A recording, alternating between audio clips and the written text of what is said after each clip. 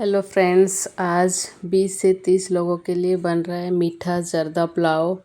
देखें किस तरह से बनता है, पूरा वॉच करें और देखें 20 से 30 लोगों के लिए जर्दा किस तरह से बनता है।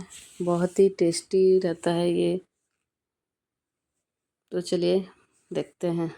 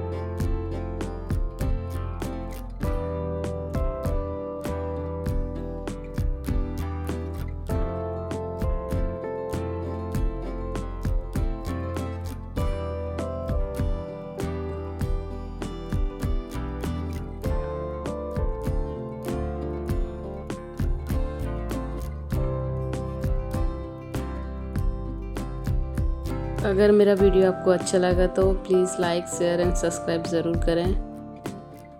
थैंक यू मेरा वीडियो को फुल देखने के लिए।